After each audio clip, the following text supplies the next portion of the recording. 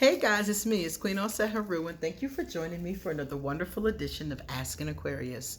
If you haven't already, please hit the red subscribe button and smack the bell. Alright guys, we have a beautiful new deck. This one I bought with my own money, but I'm still reviewing it because I really love it. It's from Japan. It's called the Pastel Unicorn Tarot, and I have not seen the cards. I wanted to open them with you. The back of it has some ice cream and cute things on the back. And now we're going to open up and try not to rip the box, which I almost always do. This does not come in my favorite box. It comes in a kind of always rip, like I just did. This is called the tuck box, and I always end up ripping it trying to get it out, unfortunately. So I'm not fond of the tuck box. I really prefer the harder boxes. And then it also has a guidebook, but the guidebook is in Japanese because I bought it from Japan.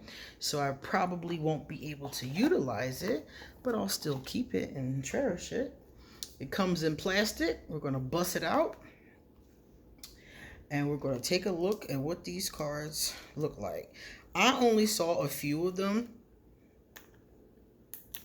and I bought it immediately because I was like, oh my God, that's so cute. And you know, I got a thing for cute decks lately. So let's see how cute it really is. It's not in order. For some reason, it starts with the aces. So the Ace of Cups is the first card. And cups are very important to me. Look at that. That's so cute. They're so important to me because it's my favorite suit. So you have to do the cups suit correctly for me to love a deck. So this one started off great already. Oh. They have other decks too, and I'm going to put the link to where I bought this underneath. It wasn't an expensive deck. I don't think it was at all. I just remember that the shipping was more expensive than I would have preferred. But when you're buying something from Japan, you can pretty much expect the shipping is going to be a little bit more than if you're buying it from around the corner. Now, it does not seem to have the Rider-Waite system. I mean, there is some Rider-Waite energy, like the Five of Cups here. We do see the loss, the disappointment, the sorrow, but it seems like some of these don't really have as much. Like this one is the Six of Cups. The Six of Cups is about the past. Looking at this, I really can't tell that it's talking about nostalgia or the past, but these are beautiful cards. And one of the things I want to tell you is they feel really beautiful. They're great quality. They feel like maybe a matte or rose petal finish or something. This is the back of all the cards. And if you take a look here, you'll see the card stock is on point. So this is a cute deck. For those of you who like unicorn decks, for instance, I have the unicorn deck by Pamela Chen, and I have the rainbow unicorn deck too, another favorite. If you're into unicorns or you're into unicorn decks, this is definitely a cute deck because the colors, the pastel colors are really adorable. I'm loving the unicorns. And I'm loving all of the stuff that's in the background. You can't really see it that good, but we're looking at music notes and we're looking at flowers and hearts and all that kind of stuff is right up my alley. And then, like I said, some of them you can tell more than others. For example, this is the Page of Cups, and this looks Page of Cupsy to me. You know, the fish, the water, the cup. So that definitely looks Page of Cupsy to me. Then, oh, look at this, guys. This is so adorable. The Knight of Cups is a merry-go-round. I love carousels. Isn't that beautiful? So we get that night energy, but it's, you know, in this carousel.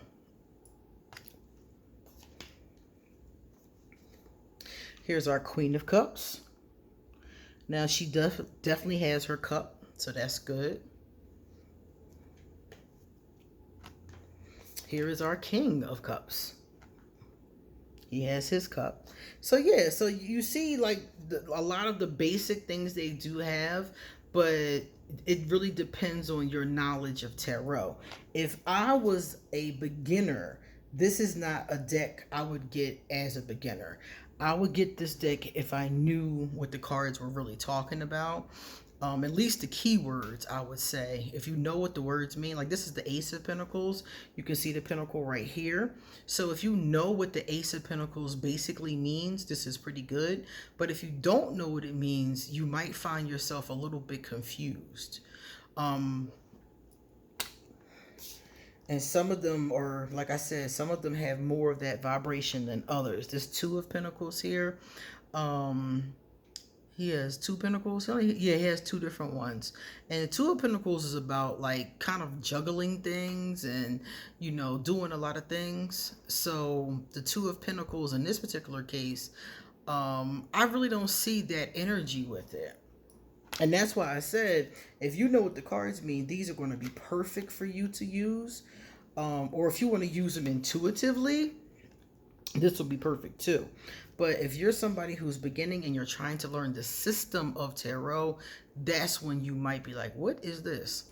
Like this one here, this is the Three of Pentacles. Now, in every Three of Pentacles card, they're working on a cathedral or like a church of some kind. So if I see this, I can see all the images here and I can get it. But like I said, when I first started reading, this would have really confused me. I'd be like, well, where's the church?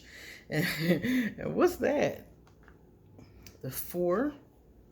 The four looks pretty good. Like that a lot. I like that a lot. I love pastel colors. You guys already know that. So this deck is full of pastels. It's full of life. And it's full of happiness. Lately, I've noticed for like the last 5 months, I've been buying a lot of happy decks. And this is the Six of Pentacles. And it really, this deck is another one. It's no exception. It's a very happy energy. And I ended up getting these from Japan because basically I was buying a different deck. And when I Googled it, this deck came up too. I was getting the Rainbow Unicorn Tarot, which I've already shown you guys. And I Googled it and this one came up right underneath it. And I was like, well, let me check it out and see what it looks like. And I was like, oh my God, this is so cute. So after looking at 2 or 3 of the cards, I bought it immediately. It didn't take long to ship. I think I had it in like a week and a half. And like I said, the deck was, I think, about $40 or so. Shipping, I think, was like $30 if I'm not mistaken. So like I said, shipping was quite expensive, but you know, it goes with the territory when you're buying something overseas. Some are more expensive than others. Here's our Page of Pentacles. I love it. And if you notice, the unicorns, they're all white, but each unicorn has different hair colors. Oh, this one isn't even white. This one is black. So they're mostly white.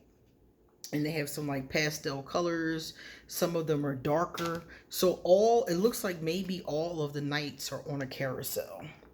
Some of them are darker, some of them are pinker, some of them are more pastel color. So you got different colors, you got different hair colors too. And I'm a big fan of My Little Pony. And that's what that reminds me of.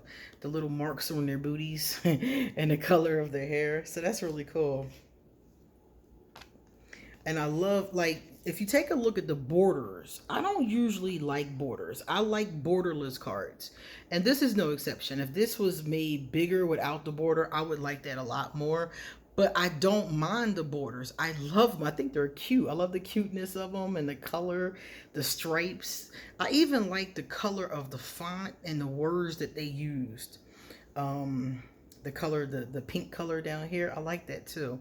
So I do prefer borderless decks, but certain decks like this one, it gives it such a, it frames it in such a cute energy that I'm like, okay, I can deal with that. Now this is very Three of Swords. Anybody that knows the Three of Swords, it's about heartache. And this card looks like heartache to me. The tears falling from the cloud. The poor unicorn is crying. So like I said, some of these match perfectly. And some of them are kind of vague. You can see the basic gist, but it's vague.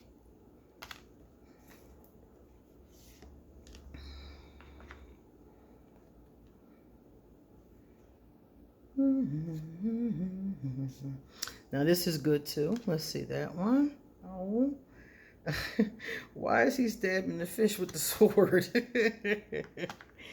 Oh my goodness. And this one, this person seems to be moving on the boat. They're floating away.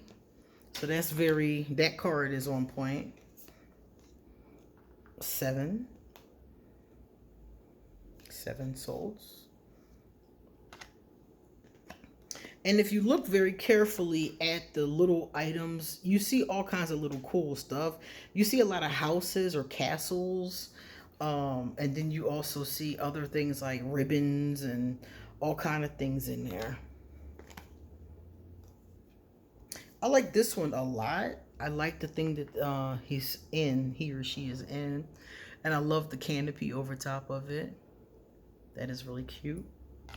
Again, the pastels continuously throughout this deck give me life. The Unicorn Tarot, it's called the Crystal Unicorn Tarot. That one has this pastel color scheme going on too. But it's different. Like if you look at this deck alongside of the other Oracle decks, they're all different. And this one stands out because of the way that they did the art is very unique. I've never seen art that was like this. This is unique. And the one by Pamela Chen, the Crystal Unicorn Tarot, follows the Rider-Waite perfectly. Like it follows it to a T.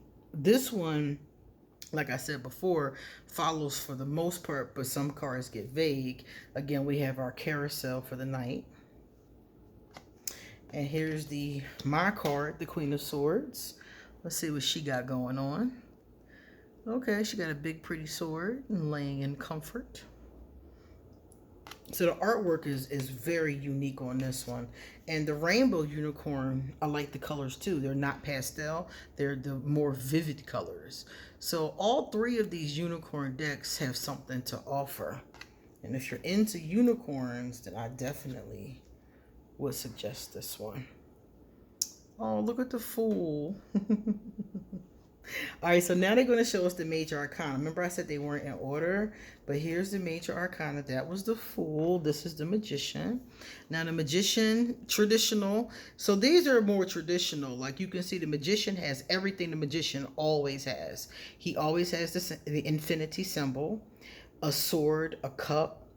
There's got to be a pinnacle. There's the pinnacle. So all of the things that you would expect, the sword, the cup, the pinnacle, everything is here.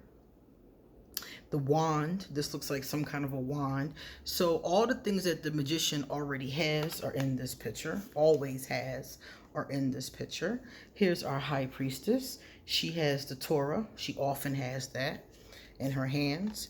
The black and white pillars, very traditional. The moon, the pomegranate. So again, traditional, but the artwork puts them in, places them in different places. Man, I can't wait to use this. The Empress, there she is. She has her, she always has one of these, or very often has one of these. The feminine symbol for Venus and for the divine feminine. We have the flowers again. So yeah, they have everything that they're supposed to have. The Emperor, let me see, he has a crown. The Emperor usually has some type of a symbol of the ram. So I'm going to have to look in here and see if they have the symbol of the ram. Well, I don't see it in this one, but I do see the crown.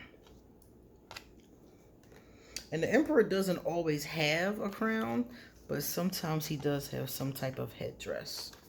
This is the Hierophant. The Hierophant usually looks like the Pope and has a Pope's headdress. And we don't see that here, but we see a bunch of symbols down here and a holy book that we don't know which one it is. Ah, the Lovers. I love the Lovers, one of my favorite cards.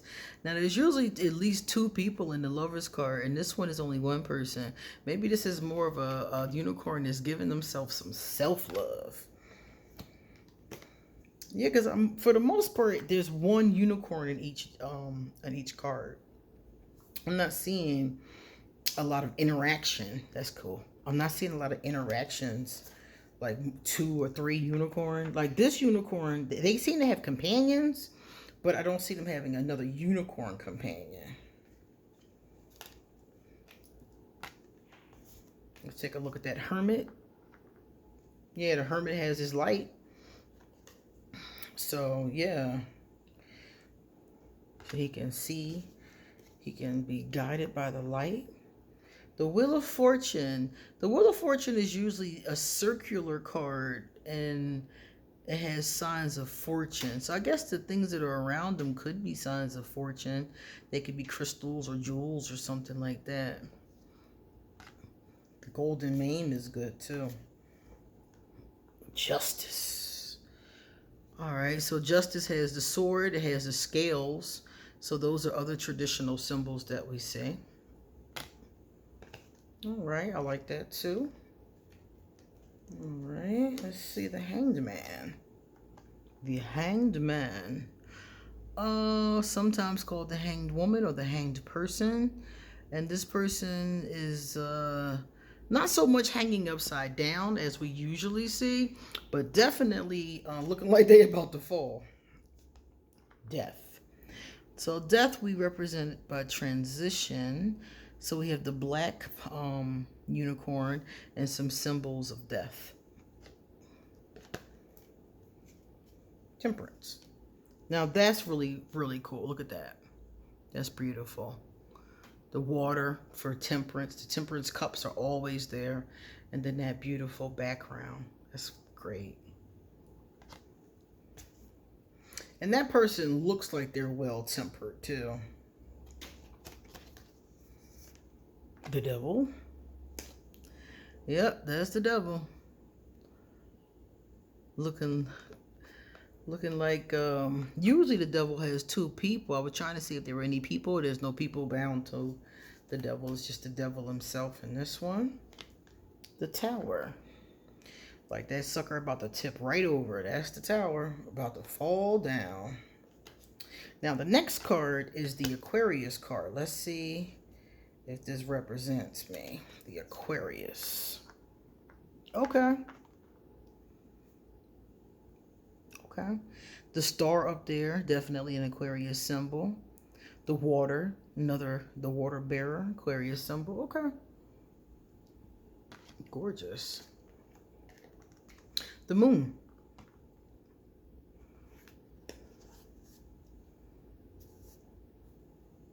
What is that in the background?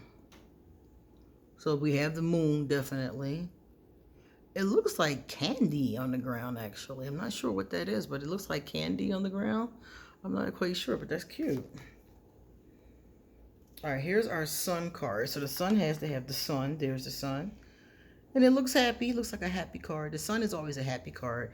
Happy surprises right there. So yeah, that's good too. Okay. And this one is Judgment.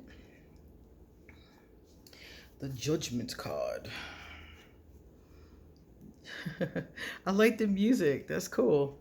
Judgment is also corresponded with music. And the last one is the World, which is completion. And she's standing on top of the world. So that's perfect for that vibration. I like it. I like it a lot. Okay, so the guidebook, remember I told you, is in Japanese. So if you're not somebody that's familiar with the cards, you're not going to be able to use the guidebook to help you with that. But if you are familiar with them, then you won't need the guidebook. This is really beautiful. I think it's a gorgeous, cute little deck. I'm glad I paid for it. I'd buy it again. I swear I will buy it again. It's gorgeous. It's so cute. It's so playful. But you already know I'm a unicorn fan, so I might be biased in that way. But if you're a unicorn fan too, I think you'd love it. So if you have the time and you want to spend the money, I definitely recommend this deck. Thanks, guys. Come back soon because I got a lot more to say. See you later.